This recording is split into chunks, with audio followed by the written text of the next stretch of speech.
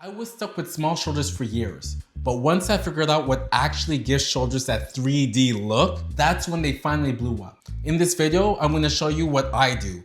So the two key exercises that you need, how many reps, how many sets, and I'll give you a progression hack that will turn those shoulders into boulders. So let's get into it. We interrupt the scheduled program for the following announcement. This video was brought to you by the 120-day tactical transformation program designed by me. My program is designed for guys over the age of 25 who have done everything in their power but are still struggling to grow muscle naturally without getting fat. Whether it be because of busy schedules, fast metabolisms, or even just a general lack of confidence, let me be the one to guide you to achieve your muscle growth objectives faster. The 120-day program provides a platform to easily track your metrics and progression, regular check-ins, delivers highly personalized training programs, easy plans to hit nutrition goals, and direct access to myself to get the body you want. For more information, check out the link below. And now, back to the regular schedule program. Before we jump into the exercises, let's just understand the anatomy of the shoulder. In other words, the deltoids. So for your shoulder, or called deltoids, you have your front delt, you have your mid delt, and you have your rear delt. So the function of your front delt is primarily to raise your arm in front of you. The function of the side delt is to allow you to move your arm up to the side. And working with the front delt, it's to allow you to move your arm inwards and outwards like so across the body. The role of the rear delt is primarily to raise your arm behind your body. So that way you have that full functional rotational movement when you're using your delts, essentially. After years of training, I've had a chance to try out multiple shoulder exercises. But for the mid delt, the one that stuck out the most for me, which I really enjoy, which I found that, really solicits the muscle the most, is some sort of a lat raise. Specifically, I like to use the cables. Now, you can perform the lat raise by using either a machine or you can use the dumbbells. If you use a machine, I find that you don't necessarily get control over the movement. So there's restrictions in terms of the range of motion. And if you use dumbbells, well, dumbbells, there's the increased risk of injury. And there's also the fact that you have a supplemental joint that's being used, which is your wrist. So what I do when I go ahead and perform my lateral raise, I do it one arm. I also use the cuff. So when I attach the cuff to my wrist, it allows me to free, in fact, the usage of my wrist joint. So I don't have to rely on that joint. The other thing that I like is the placement of the pulley. You can either choose to put the pulley to the floor, or you can put the pulley between, I would say, the knee and your waist, somewhere around there. And that way you can ensure to have constant tension on your side delt as you perform the movement. When I use the pulley, I really enjoy the fact that for progressive overload, it's easier than using the dumbbells, because when you want to gradually increase the weight, it's a lot easier to do on the pulley because the difference between each weight, normally it's a smaller increment. And since the side delt, it's a small muscle, you can't really increment it by a lot, or else it'll be too difficult for you to perform the movement. So that's one big pro that I enjoy by using the pulleys. Some machines, of course, you can be able to increment easily as well, but the limiting factor for me for progressive overload is when I use dumbbells, because the increment is just so large, it's too hard to be able to perform the movement. Another detail that I'd like to mention when using pulleys. So for the lat raise, what I like to do as well is when I'm raising my arm, once I finish the movement in the concentric phase, I like to hold. And I like to hold in the isometric phase for just 1 second. And then after that, I go ahead and release in the eccentric phase.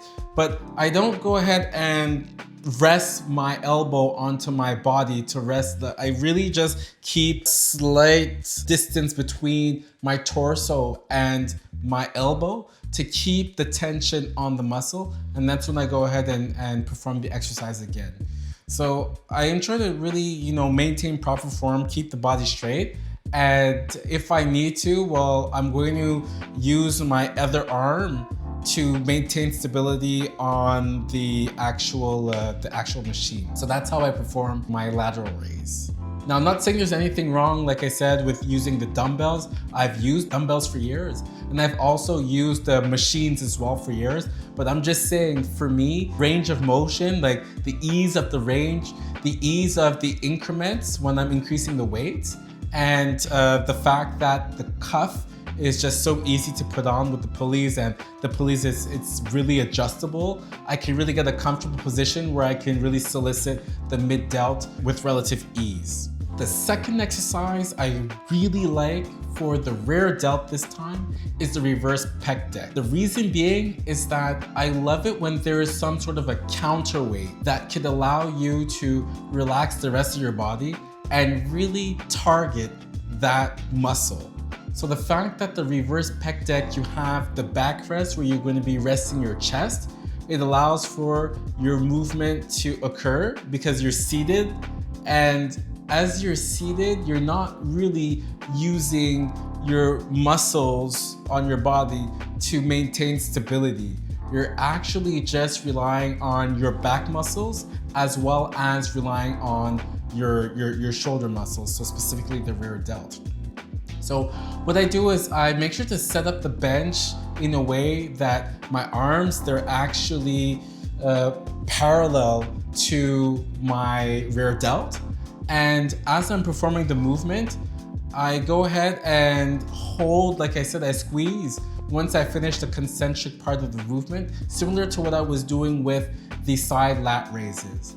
So that in essence ensures that I'm actually soliciting really well the rear delt. And of course, you're going to have your back that's going to be solicited to perform the movement. So you can't entirely cut out the use of other muscles, but you are going to be placing more stress on the rear delt as opposed to performing other exercises. For me, that's where I really feel it. There are variations that you can do for targeting the rear delt. So some do face pulls, some do rear lat raises, some do reverse flies, and those work as well. But like I said, when you're using dumbbells, well, it's an additional joint, and being able to increment the weight is a little bit more difficult. So I really like to just stick with the pulleys, and they seem to do the job for developing the rear delt. You're probably asking yourself, why did he skip the front delt? Fact of the matter is that for most people, the rear delt is actually already overdeveloped. Reason being is that you use your front delt when you're going to be performing your chest exercises. So when you're doing your bench presses or your incline barbell presses, your incline dumbbell presses, although you're trying to isolate the chest, you inadvertently actually solicit your front delts for those exercises. So I don't really necessarily put much stress into training the front delts. I really try to focus on having the rear and the side delts stimulated when I do isolation shoulder exercises to ensure that I can get that 3D Boulder shoulder look. Now, don't get upset with me because I completely skipped presses. Shoulder presses can be done. You can do them with barbells, you can do them with dumbbells, you can do Arnold presses. They work. It's just that you're not going to be able to really target the shoulder 100%. You're going to be putting a lot of focus on your triceps, and you may have to use other body parts as well for stability. So no, you're going to be using your core in some way to keep the stability. There's also the risk of injury, right? That's a big one because once you damage your shoulder, that's pretty much for life. So you want to do everything in your power to ensure that you don't damage your shoulder. And when you're going to be doing presses, you're likely going to be packing on some serious weight, whether it be for the barbells or whether it be for the dumbbells, or even the machines itself. But the machines, I'm not too worried about for you getting injured. It's more like the barbells or the dumbbells that worry me, that, you know, if your shoulder gives out, because like I said, it's a small muscle, and if you don't have a spotter, well, that can be a really serious injury.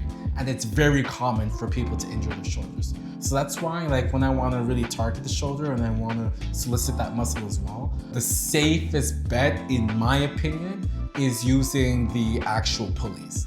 The second part of this video is to give you details on the amount of reps and the amount of sets, because I know you're going to ask me how many do I have to do? Really simple, guys. You need to be focusing on doing one warm-up set just to warm up the muscle, and then you can go ahead and perform your 2 working sets. If you do this twice a week, that's enough for you to grow the muscle. Combine it with progressive overload to ensure that you're going to be challenging that muscle and you're going to be growing it more and more, because you need to stimulate the muscle more in order for it to grow. That's the only way that it's going to work. So go ahead and, like I said, perform that warm-up exercise. 50% of the working weight is fine. And then when you go ahead and perform your sets, so 2 sets of 8 repetitions, right?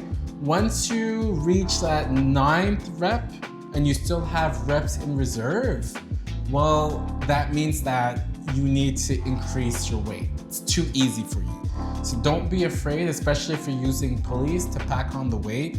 Your body can take it, but don't sacrifice the form, okay? Especially when you want to go and get that squeeze in the isometric phase of the muscle movement. Pack on enough to get to roughly about 6 reps with keeping 1 or 2 reps in reserve. But if you're able to actually increase the weight and go up past 8 reps, increase the weight, you can do it. The tempo that I would follow, usually I would go with 2 to 3 seconds when I'm in the concentric phase. Hold, like I said, in the isometric phase for 1 second. And then 4 seconds in the eccentric phase when I'm lowering down the rate, when I'm releasing tension from the muscle. So that's what I do, and it's been working out very well for me. It is a small muscle, so the muscle does get tired fast, but it's still a good pace to use to perform the exercise. Growing the shoulders won't have much of an impact on your frame if you have a small chest. So I suggest you go ahead and watch this next video in order to ensure that you have that great upper body build. And there you have it, folks. The 2 key exercises that I use to grow these 2 bad boys on each side of my body. If there's anything that I missed or forgot, go ahead and let me know in the comments. And let me know your opinion if you liked or disliked this video. Give it a thumbs up or a thumbs down. I don't care, just let me know. And I'm gonna be able to adjust accordingly. Go ahead and train hard, train smart, and I'll catch you in the next one. Cheers.